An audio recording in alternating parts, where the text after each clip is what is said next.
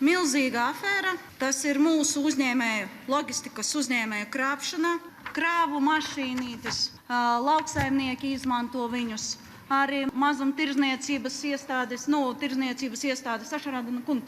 Mums ir ietekme, mēs palielinām nodokļus. Jūs tikko teicāt, cītot, ka mēs nepalielinām. Palielinām un ļoti daudz.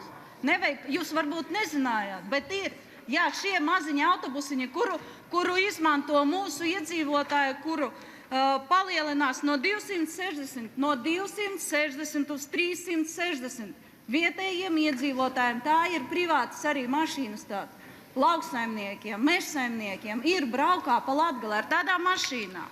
Mazie kravinieki tādi, viņiem jūs palielinājat no 380 līdz 480, 26%. Jūs sakat, nav nodokļu palielinājumi. Ir un daudz.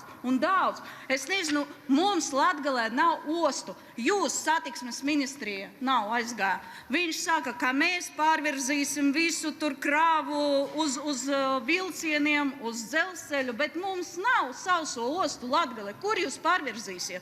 Ja jūs brutāli vienkārši gribat savākt naudu no cilvēkiem, tā un rakstat savā anotācijā. Mums nepieciešama nauda.